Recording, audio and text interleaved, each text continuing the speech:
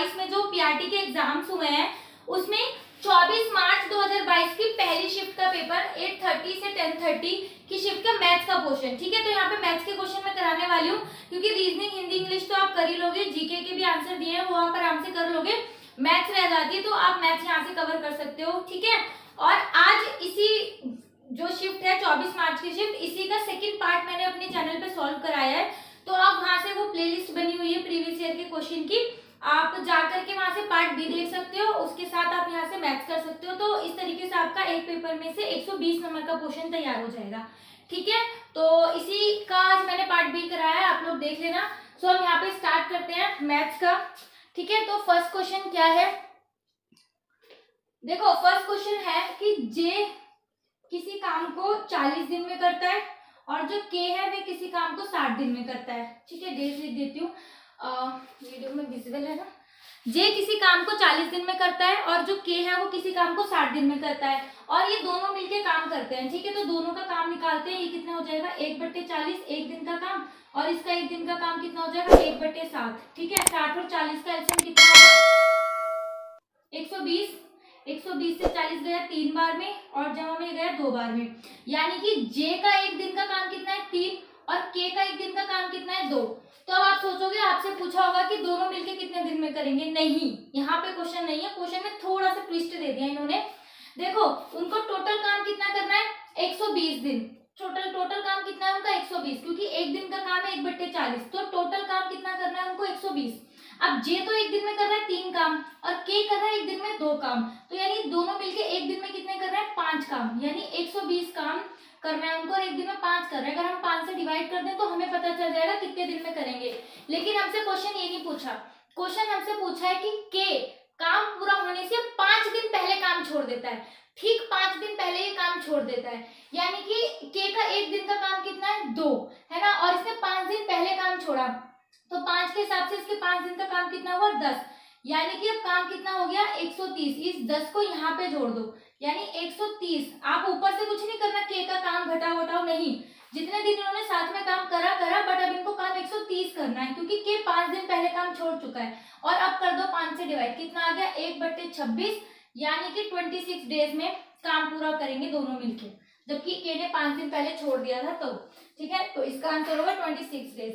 देखो second question जो कल ही हमने डिस्कस करा है, आई होप अब लोग आप लोग एबल हो गए ये क्वेश्चन करने के लिए, कोई प्रॉब्लम वाली बात नहीं होनी चाहिए। 58, 90 मेरे क्वेश्चन लिखने के साथ ही आप लोग करना स्टार्ट कर दो, जो पावर है उसको 90 से डिवाइड करो, ठीक है। जब आप 4 से डिवाइड करो, जैसे 91 है, तो अगर आप यहाँ पे मैं ऐसे आपको 4 डिवाइड करके दिखाऊं तो 8 आएगा, 2 बार में है ना 11 बच रहा है, ऐसे करके। तो 77 की पावर आप 3 लिख दो, 25 को आप करोगे तो 66 की पावर 1 और 90 को आप करोगे तो 2, ठीक है। और 58 की पावर 2, आप चाहो तो इसकी लास्ट यूनिट भी ले सकते हो, 3, 6 की 1, 8 की 2, तो आप इसको करोगे 7 7 49 और 49 को करोगे 2 4 3, तो लास्ट में आएगा 3, 6 1 जा 6, 8 8 64 का 4 हासिल लगा 4 है ना, तो लास्ट में आ गया 4, तो 6 चौक 24, 24 का लास्ट वाला ले लो 4, 4 की 12, 2 इसकी यूनिट डिजिट आएगी, ठीक है। मल्टीप्लाई करना है शॉर्ट से शॉर्ट, जिस तरीके से कर सकते हो वो इसका आंसर है। कल वाले पेपर में भी क्वेश्चन था बट मैंने कराया नहीं था, बट मैं आपको सिखाती हूँ, मुझे नहीं पूरा कॉन्सेप्ट सिखाना पड़ेगा इसलिए। तो ये हमारे 9th क्लास का है, ठीक है। 9th क्लास की बुक खोलोगे ना 1.5 में है ये, परिमेयकरण करना या रैशनलाइजेशन करना। तो रैशनलाइजेशन करना क्या होता है, देखो जो भी जिसी भी संख्या अगर हमें दी होती है और उसके अंदर रूट होता है, तो रूट को कभी भी ना नीचे नहीं छोड़ते। मैथ में बहुत अपशगुन वाली बात मानी जाती है, गलत बात, गंदी बात होती है। मैथ्स में कभी भी रूट को नीचे नहीं छोड़ते, ठीक है। हमसे मैं क्वेश्चन बता देती हूँ क्या है। ये क्वेश्चन है, ये दे रखा है, और उसके बाद आपको ना x² + 2x + 5 की वैल्यू बतानी है, ठीक है। बट इससे पहले आप अब इसमें क्या करोगे, आप इसका स्क्वायर रखोगे, फिर प्लस, फिर 2 से मल्टीप्लाई कर दोगे और इसको सॉल्व करोगे। तो ये क्वेश्चन जो है ना बहुत भयंकर रूप ले लेगा, जिसको सॉल्व करने में आप ऑलमोस्ट 20 क्वेश्चंस के बराबर टाइम कंज्यूम कर लोगे। तो इससे अच्छा एक टॉपिक है जो मैं सिखाती हूँ, यहाँ पे सिखाना पड़ेगा मुझे, क्योंकि अदरवाइज उसके बिना आपको समझ नहीं आएगा। तो जो हम करने जा रहे हैं उसको रैशनलाइजेशन बोलते हैं, परिमेयकरण। परिमेयकरण का मतलब क्या होता है, रूट को हटाना, रूट को नीचे से हटाना। तो आपका यहाँ पे जो नंबर लिखा है 2 + √3, हम इसी से मल्टीप्लाई करते हैं। जो नंबर नीचे लिखा होता है ना, जो नीचे होता है रूट वाला पूरा, इसी को नीचे मल्टीप्लाई करते हैं, ऊपर भी और नीचे भी। ठीक है, आपको मेरी इतनी सी बात समझ में आई। जो नंबर है रैशनलाइजेशन हमने करना है, तो इस वाले टॉपिक के जो नीचे है, मतलब जिसका रैशनलाइजेशन करना है पूरे को, इसी से हम ऊपर भी मल्टीप्लाई करते हैं, नीचे भी, लेकिन साइन चेंज करके। अगर यहाँ पे नीचे प्लस है तो मैं यहाँ पे माइनस लगाऊंगी, और अगर यहाँ पे माइनस होगा तो मैं यहाँ पे प्लस लगाऊंगी। ये यूनिवर्सल रूल है, आप चेंज नहीं कर सकते, आप मैं कुछ अलग नहीं करा रही, बट ये रैशनलाइजेशन का रूल है। मल्टीप्लाई होगा ऊपर नीचे दोनों तरफ अलग साइन के साथ। ठीक है, अब 1 को आप इससे मल्टीप्लाई करोगे, 2 - √3 बन गया। नीचे आप लिख लो 2 + √3 और 2 - √3 है ना, आपको इसको मल्टीप्लाई करना है। आपको पता होगा ये एक आइडेंटिटी होती है, a - b a + b = बनता है a² - b²। तो हमारा मकसद यही था, इसको इसमें चेंज करना। हम सफल हो गए, हमने कर दिया। अब हम इस अपनी आइडेंटिटी को a² - b² के फॉर्म में लिख सकते हैं। तो a क्या है हमारा 2 का स्क्वायर, माइनस b क्या है √3 का स्क्वायर। ऊपर ये लगाना मत भूलना, क्योंकि ऊपर ये है ही। ठीक है, तो 2 - √3 ऊपर आ गया, 2 दूनी 4 माइनस का 3, ये भी बता देती हूँ, रूट गुणा √3 करेंगे, सेम वाले नंबर को मल्टीप्लाई करते हैं तो सिर्फ 3 आ जाएगा। 3 या 9 नहीं करोगे, 9 भी कर दो, √9 तो भी वो 3 का स्क्वायर रूट होता है, 3 आ जाएगा। या फिर जब सेम नंबर को मान लो मल्टीप्लाई करते हैं तो रूट में एक रूट बाहर आ जाता है, नंबर 3 आ जाएगा। तो इसका आंसर आ गया 3, 4 में से 3 का 1, तो 2 - √3 आ गया आपका आंसर। किसका? एक्स का, क्वेश्चन का नहीं, सिर्फ एक्स का। यानी आपने रैशनलाइजेशन कर लिया, मैथ में से अपशगुन हटा दिया। अब आपका आ गया √2 रूट -√3। अब इसमें आपसे बोला है पुट कर दो, यानी 2 - √3 का होल स्क्वायर प्लस 2 - √3 और प्लस 5। अब यहाँ पे एक और आइडेंटिटी का यूज हो रहा है, a - b² which is a² + b² - 2ab। ये छोटी छोटी आइडेंटिटी है, याद होनी चाहिए। a² यानी 2 का स्क्वायर प्लस b² यानी √3 का स्क्वायर -2, और a है √2 और 2 खाली 2, और b है माइनस का √3, तो 3 लगा देते हैं, गुणा में 3। ठीक है, ये है हमारी 2 दूनी 4 माइनस का 2 √3 मल्टीप्लाई कर दी मैंने प्लस 5। सॉल्व कर लो, 2 दूनी 4 जमा में 3 माइनस का 3, 2 दूनी 4, 4 के 12 प्लस 4 माइनस का 2 √3 प्लस 5। ठीक है, अब प्लस प्लस प्लस हो जाएगा 7, 7 प्लस माइनस माइनस 8 माइनस का 2 √5 और प्लस 5, तो ये प्लस हो गया 12, 12 में से 8 गए 4, तो इसका आंसर आ गया 4 माइनस का 2 √3। ये इसको सॉल्व करने पे पूरा आंसर आ रहा है, एक बार आप सॉल्व कर लेना। यहाँ पे देखो मैंने गलती कर दी, नहीं ठीक कर रहा है। ठीक है ठीक है ठीक है ठीक है, आप इसको सॉल्व कर लेना। ठीक है, अब इसको प्लस माइनस करके सॉल्व कर लेना, आंसर आ जाएगा, है ना, कोई प्रॉब्लम नहीं होना चाहिए। रैशनलाइजेशन मेन था, वो आपने सीख लिया। देखो नेक्स्ट क्वेश्चन क्या है। नेक्स्ट क्वेश्चन है कि आप किसी दुकान पर सामान लेने गए हो, तो उसकी MRP या MP बोलो, अंकित मूल्य दे रखा है आपको 8,800 रुपये। ठीक है, तो आपने उस दुकानदार को बोला कि भाई तू तो चीज बहुत ज्यादा महंगी बेच रहा है, मैं तो इतनी महंगी चीज खरीद नहीं रहा, बहुत ज्यादा महंगी है, मैं नहीं खरीद रहा। उसने कहा अच्छा चल ठीक है, तू मेरा दोस्त है, तो यहीं पे सामान लेने आता है, तो डिस्काउंट ले ले 45%।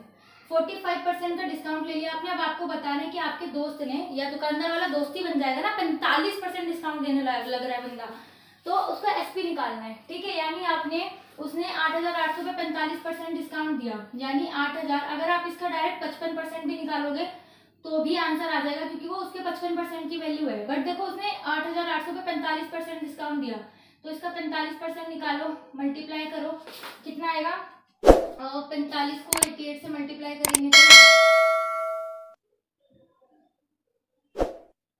इतना आ रहा है, ये आपका डिस्काउंट है ना, इतना उसने डिस्काउंट दिया। तो आपका MP कितना है, MP में से आप डिस्काउंट घटा दो तो आपका SP आ जाएगा। 8,800 में से आप 3960 घटा दो, ये आपका आंसर आ जाएगा। 7, 17 में से 8 और कितना बचे यहाँ पे, 7 में 3 4 4, ये रहा, ये आपका SP है, यानी SP कितना है 4840। ठीक है, सिंपल क्वेश्चन था, कुछ टफ नहीं था। फिफ्थ क्वेश्चन देखो, एक दोस्त है, ABCD में समझ लो, CDE दोस्त है, उन्होंने ना एक कार रेंट पे ली। कितने रुपए की कार रेंट पे ली, 7220 रुपए की उन्होंने कार उधार ली। तो एक जो है ना C, वो कार को 7 घंटे चलाता है, और D जो है 5 घंटे चलाता है, और E जो है वो 8 घंटे चलाता है। ठीक है, मतलब ई जो है, ई चलाता है 5 घंटे, ई चलाता है 5 घंटे और ये 8 घंटे चलाता है। तो कह रहा है कि ई का रेशियो बताना है कि ई को कितने रुपए देने पड़ेंगे। तो देखो इस रेशियो के हिसाब से ही पैसे देंगे, वो 7:5:8 इतने इतने घंटे यूज कर रहे हैं, तो इस हिसाब से पैसे देंगे 7:5:8। तो इसमें से ई का शेयर निकालना, निकाल दो 720 को इन तीनों के रेशियो में डिवाइड कर दो 5, इनका टोटल करो कितना आएगा 15, 20 काट दो, 2 0 से कट गया 3, 6, 1 और 5 बन जा 5, 0 हासिल लगा, 1 5 15 16 17 18, इतने रुपए देने पड़ेंगे ई को। 5 घंटे उसने यूज करा है तो उसको इतने रुपए देने पड़ेंगे। अगर आपसे पूछा जाए डी कितना होगा तो 8 से मल्टीप्लाई कर देना, इसका पूछा जाए तो 7 से मल्टीप्लाई कर देना, बस ऐसे ही हो जाएगा। ठीक है। और छठा क्वेश्चन क्या है, 6 क्वेश्चन दे रखा है कि आपको किसी संख्या का 15% 75 है। किसी संख्या का 15% 75 है तो वो संख्या क्या है। हाँ ये क्वेश्चन होगा कि मतलब x का 15%। अच्छा हाँ ये क्वेश्चन ना ऐसे था, समझ गई, मैंने शॉर्ट में लिखा हुआ है कि कोई भी वस्तु है 12 वर्ष का ब्याज और 13 वर्ष का ब्याज 15% के हिसाब से, तो उनका अंतर कितना है 75। तो देखो 1 साल का ही तो डिफरेंस है, 1 साल में और 1 साल में कितने परसेंट है 15%, तो 1 साल का फर्क है, तो कितना फर्क आएगा 15%, क्योंकि 15% इंटरेस्ट ही तो मिलेगा 12 साल में जितना मिलेगा और 13 साल में जितना मिलेगा, उन दोनों का डिफरेंस बोल रहा है 75, यानी 15% की वैल्यू है। ठीक है, ये 15% की वैल्यू है, क्योंकि रेट ऑफ इंटरेस्ट 15% है, 15% इंटरेस्ट मिलेगा, तो यानी x का 15% हमको दे रखा है 75। इसमें हमसे प्रिंसिपल की वैल्यू पूछी है कि वो धन क्या है, तो x की वैल्यू निकालनी है। 75 = 100 अपॉन में 15 काट दो 5 बार में 500 रुपए, यानी आपका प्रिंसिपल कितना है 500 रुपए, यानी x के 15% की वैल्यू 75 है, तो आपको x की वैल्यू निकालनी है, तो 500 रुपए मूलधन है, जिसका 12 और 13 वर्ष के ब्याज में जो गैप आएगा वो 75 रुपए आएगा। ठीक है। 7वां क्वेश्चन था वो डायमंड से रिलेटेड है, वो क्वेश्चन मैं यहाँ पे नहीं करा रही, बहुत ट्रिकी क्वेश्चन है, एसएससी का क्वेश्चन है वो। ठीक है, ये एसएससी का क्वेश्चन है क्योंकि इसमें दे रखा है एक डायमंड को 3 टुकड़ों में बांटा जाता है 4:3:2, फिर ये इसके स्क्वायर के अनुपाती है। बहुत लॉन्ग क्वेश्चन है, मतलब इसको ना ही करो तो ठीक है, अगर पेपर में भी आया ना तो छोड़ के आना, क्योंकि बहुत टाइम कंज्यूमिंग है और आंसर नहीं आया तो दिमाग खराब होगा वो अलग। ठीक है। और नेक्स्ट क्वेश्चन देखते हैं। 8th क्वेश्चन था टेबल से रिलेटेड, लगातार 2 क्वेश्चन थे टेबुलर फॉर्म में। ठीक है, तो वो छोड़ते हैं, 10वां क्वेश्चन करते हैं। 10वां क्वेश्चन हमसे क्या कह रहा है, किसी भी कोन का टोटल सरफेस एरिया की बात हो रही है, तो किसी भी कोन का टोटल सरफेस एरिया होता है पाई आर ब्रैकेट में r+l। मेरे को कुछ नहीं पता क्वेश्चन में मुझसे क्या पूछ रहा है क्या नहीं, बट उसने बात करी कि कोन का टोटल सरफेस एरिया की बात हो रही है, मैंने फटाफट फॉर्मूला लिख लिया। अब मुझसे क्या कह रहा है, रेडियस दे रखी है आपको 14 सेंटीमीटर और h दे रखी है आपको 48 सेंटीमीटर। अब यहीं से आपको बात खटकने लगेगी, क्वेश्चन में चाहिए l, यहाँ पे दे रही है h, ऐसे कैसे, यहाँ पे तो चाहिए दे रखी है l है ना, और h है तो मुझे l निकालनी पड़ेगी, तो l का फॉर्मूला पता है l² बराबर h² + r²। आप इसमें प्लीज पुट करके निकाल लेना, मैं आपको बता देती हूँ l आएगी 25 सेंटीमीटर। ठीक है, सॉरी 50 सेंटीमीटर, बट आप पहले इसको निकालना, फॉर्मूले में निकालना, h आएगी 50 सेंटीमीटर, l तो l मिल गई हमको। अब ठीक है हमारे लिए पाई आर प्लस r+l था, l भी मिल गई। अब ठीक है, अब ये क्या कह रहा है आगे कि ये जो इसका टोटल सरफेस एरिया है ना वो स्क्वायर के 11 गुना के बराबर है, मतलब कि ये जो पाई आर ब्रैकेट में r+l है वो किसी स्क्वायर के, मतलब किसी वर्ग की भुजा के एरिया के 11 गुना ज्यादा है। मतलब देखो अभी मेरे काम की जो चीज है ना वो लिखती हूँ, बस अभी मुझे ये चाहिए। ठीक है, क्वेश्चन कह रहा है कि ये जो पाई आर ब्रैकेट में r+l है, जो कोन का टोटल सरफेस एरिया है, जो कोन का टोटल सरफेस एरिया है वो स्क्वायर के 11 गुना के बराबर है, तो मुझे ये इसकी साइड निकालनी है कि इसकी साइड क्या होगी। ठीक है, आई होप क्वेश्चन समझ में आ गया होगा, थोड़ा बड़ा था बट मैंने इसको ऐसे समझा दिया। पाई की वैल्यू कितनी है 22/7 रखते हैं जब तक बोला ना जाए, इसकी वैल्यू 14, आर की वैल्यू 14 दे रखी है, एल हमने 50 निकाली है बराबर 11 गुणा में a²। अगर आप लोग बोलो ये चीज गुणा में मैं उधर डिवाइड में ला सकती हूँ, है ना, ला सकती हूँ, कोई दिक्कत नहीं है, उधर आके गुणा ही हो जाती है, वो नीचे ले आई डिवाइड में। 7 से काट दो 2 बार में, 11 से काट दो 2 बार में, कितना आ गया 2 दूनी 4 और ब्रैकेट में कितना हो गया 64 बराबर a²। तो स्क्वायर आपको पता है उधर आके रूट बन जाता है, मैं क्यों गुणा करूं, थोड़ा सा शॉर्ट कर लेते हैं ना, गुणा में 64 बराबर a उधर आता है, तो 4 किसका स्क्वायर रूट होता है 2 का और 64 किसका होता है 8 का, 8 दूनी 16 सेंटीमीटर, यानी आपकी a कितनी आ गई स्क्वायर की 16 सेंटीमीटर। ठीक है, आई होप आपको ये समझ में आया होगा क्वेश्चन।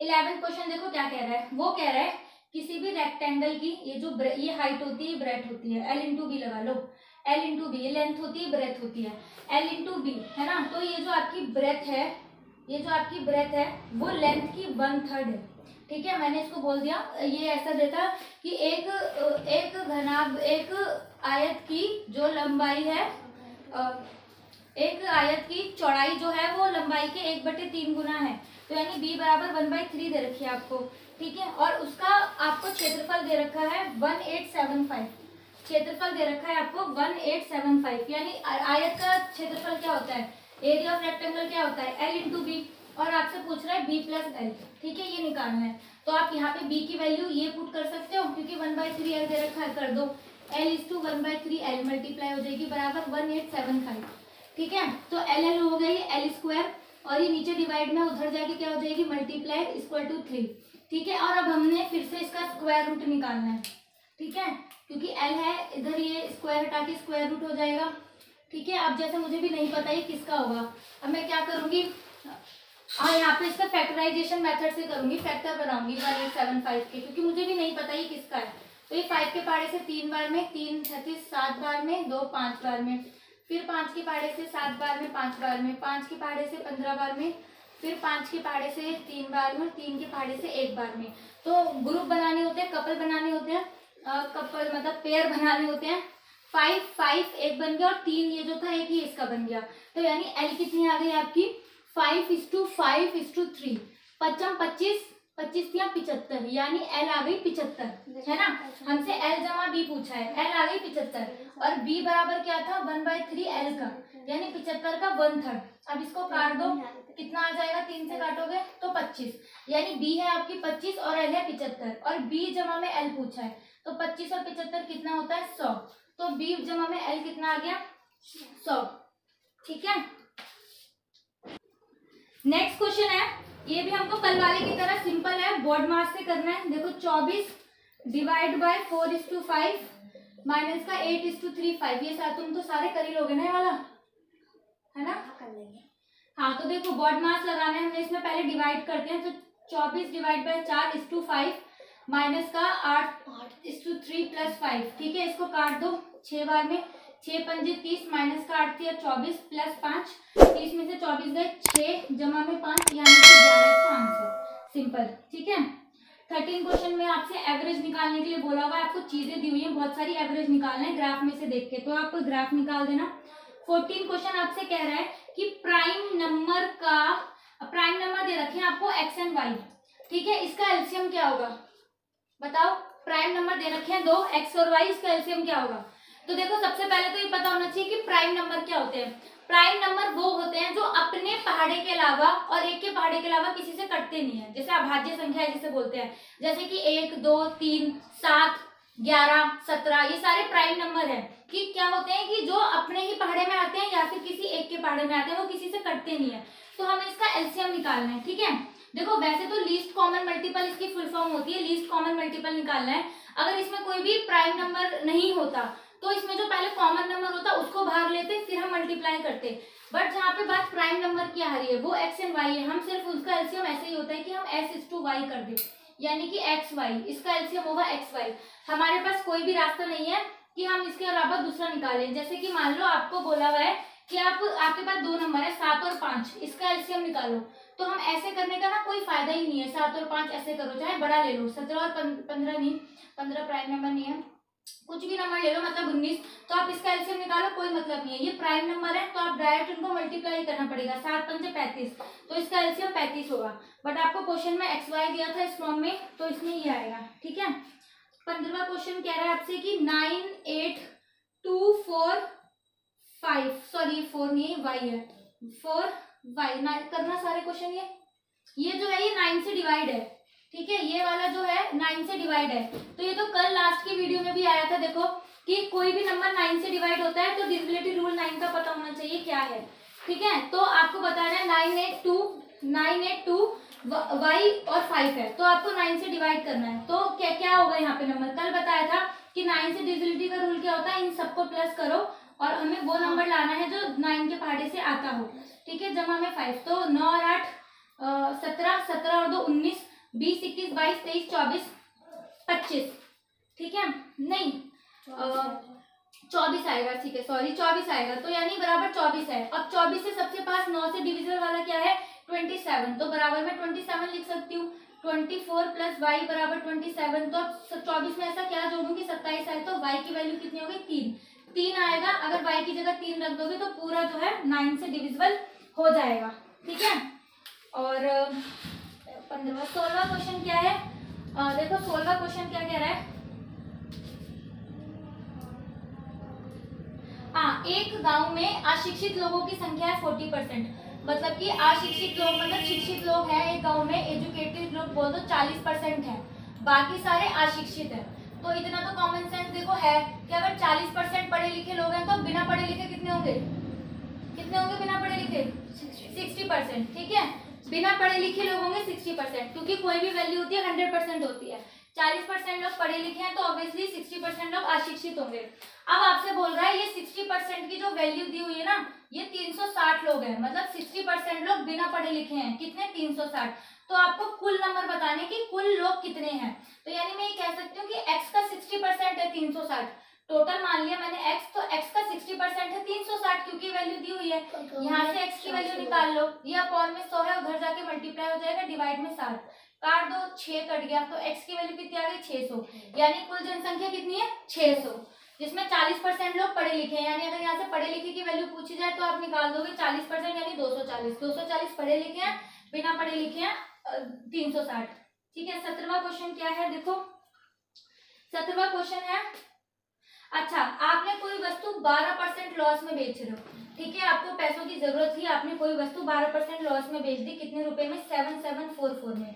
ठीक है, मान लो मैंने किसी भी को बेची, इसने सिर्फ वो वस्तु उसने 9000 रुपए में बेची, 9000 रुपए में बेच दी, तो उसको कितना प्रॉफिट हुआ। भाई देखो, मैंने तो जब ये वस्तु बेची थी तो मुझे तो लॉस हुआ था, प्रॉफिट तो हुआ नहीं, मुझे लॉस हुआ था, कितना 12%, तो यानी मैंने उसको वो 100% पे वस्तु ना बेच के 12% की लॉस यानी 88% पर बेची। तो ये x के 88% की वैल्यू है, जितना भी इसका सीपी रहा होगा उसके 88% पे मैंने बेची थी, तो x का 88% कितना है 7744। यहाँ से आप पहले x की वैल्यू निकालो कि इसका सीपी क्या था, तभी तो सीपी और एसपी में कंपैरिजन करोगे, तभी तो पता चलेगा कि प्रॉफिट कितना हुआ है। सीपी ही नहीं पता, ये तो एसपी था, तो x का 88% कितना है इतना। अब ये इधर ऊपर जाएगा 88 आएगा नीचे। ठीक है, 11 के पहाड़े से काट दो 8 बार में, और ये 7 0 4 बार में, 8 के पहाड़े से फिर से काटो, एक बार में काट लेते हैं, 8 64 4 फिर से 6 बचा 88 यानी 8800। यानी वस्तु की कीमत कितनी थी 8800, आपने कितने में बेची इतने में, तो आपको 12% का लॉस हुआ। लेकिन अब आप बेच रहे हो वस्तु 9000 में। ठीक है, अब आपने एसपी में वस्तु कितने में बेची 9000 में, तो अब आपको प्रॉफिट कितना हो रहा है, प्रॉफिट कितना हो रहा है 8800 की वस्तु अगर आप 9000 में बेच रहे हो तो प्रॉफिट कितने का हो रहा है 200 रुपए का, 20% नहीं 200 रुपए का प्रॉफिट हो रहा है। ठीक है, दो प्रॉफिट है हमारा 200 रुपए, तो हमसे रुपए में नहीं पूछा, हमसे परसेंटेज में पूछा है प्रॉफिट। तो प्रॉफिट परसेंटेज निकालने के लिए क्या करते हैं, ऊपर रखा प्रॉफिट, प्रॉफिट हमेशा सीपी पे निकलता है, यस 8800 रखेंगे नीचे इंटू में 100। ठीक है, 2 जीरो से 2 जीरो काट दो, अब ये कटेगा 144 और काट दो 50/22 और काट दो 25/11, इसको आप डिवाइड कर लेना 2.27, ये आ जाएगा आंसर। यानी हमको इतना हुआ है 2.27 प्रॉफिट हुआ है। पॉइंट के बाद 2 नंबर तक ही नंबर निकालते हैं, उसके बाद जरूरत नहीं है। ठीक है, हाँ एक 18वां क्वेश्चन देखो, अच्छा क्वेश्चन था, इसमें हमें 3 दे रखे PQR। ठीक है, अगर देखो ये 2 ही होते हैं तो आप दोनों से स्टार्ट कर लो, अदरवाइज जब आपको PQRST बहुत सारे दिए होते हैं ना तो लास्ट से हम शुरू करते हैं। पहले पूरा स्टेटमेंट बता देती हूँ क्या है। स्टेटमेंट थी कि PQI Q की I से 30% ज्यादा है। ठीक है, PQI जो है P की I Q की I से 20% ज्यादा है, और जो Q की I है वो R से 30% ज्यादा है। तो हम सबसे पहले P को मान के नहीं चलेंगे, हम R को मान के चलेंगे। हम 100 मान के करते हैं ऐसे क्वेश्चन, तो हम R की मान लेते हैं 100 है। ठीक है, 100 है इसकी इनकम, मतलब इसको 100 रुपए सैलरी मिलती है। Q की I इसकी 30% ज्यादा है, यानी 100 का 30% यानी इसकी कितनी सैलरी हो गई 130। 130 रुपए इसकी सैलरी हो गई। अब जो पी की इनकम है इससे 20% ज्यादा है, यानी क्यू से 20% ज्यादा है, तो 130 का 120% निकालेंगे। 120% क्यों? क्योंकि 20% ज्यादा है। जीरो कट गए, इसको काटा, कितना आया? 156। ठीक है, 156 आ गया, यानी आर की सैलरी 100, इसकी 30, इसकी 156। आपसे क्वेश्चन पूछा है कि पी की सैलरी जो है आर से कितनी ज्यादा है, तो पी की सैलरी आर से कितनी ज्यादा है? 56। तो इसका आंसर कितना हो गया? 56%। 56% ज्यादा है, सिंपल। और एक लास्ट है 20, क्योंकि 19 वाला कॉन्सेप्ट यहाँ पे सॉल्व नहीं करा पाऊंगी। ये 20 क्वेश्चन बहुत सिंपल है। देखो, एक कह रहा है एक आदमी ना 10 मीटर पर सेकंड के हिसाब से भाग रहा है, मतलब एक सेकंड में वो बंदा 10 मीटर भाग रहा है, एक सेकंड में 10 मीटर भाग रहा है, और टाइम दे रखा है वो 32 घंटे तक भाग रहा है, मतलब 32 घंटे लगातार भाग रहा है। तो पूछ रहा है वो डिस्टेंस कितना कवर करेगा। तो डिस्टेंस का फॉर्मूला क्या होता है डिस्टेंस निकालने का? दूरी निकालने का फॉर्मूला, दूरी निकालने का फॉर्मूला होता है टाइम इज टू स्पीड, है ना? टाइम मल्टीप्लाई स्पीड, दूरी गुणा चाल, या चाल गुणा समय, चाल गुणा समय। वो तुमने स्पीड का बोल दिया, कोई नहीं, वो इधर लाके सिखाया, इधर लाके कर लेना। डी बराबर क्या होता है? Time is to speed. ठीक है, तो टाइम हमें कितना दे रखा है? 32 घंटे, और स्पीड कितनी दे रखी है? 10 मीटर पर सेकेंड। पर देखो इनके दोनों के ही सरनेम अलग है, ये 10 घंटे है और ये मीटर पर सेकेंड है। तो कल आपको बताया था कि किलोमीटर पर आवर चेंज करने के लिए 5/18 से मल्टीप्लाई करते हैं, बट आज हमें वापस आना है, मीटर पर सेकेंड से किलोमीटर में आना है, तो उल्टे से मल्टीप्लाई कर दो, 18/5 से मल्टीप्लाई कर दो। ठीक है, अब इसको काट दो 2, 18 दूनी 36, 32 गुना 18 दूनी 36। तो अगर हम इनकी मल्टीप्लाई करेंगे तो इतनी दूरी बंदे ने तय कर ली,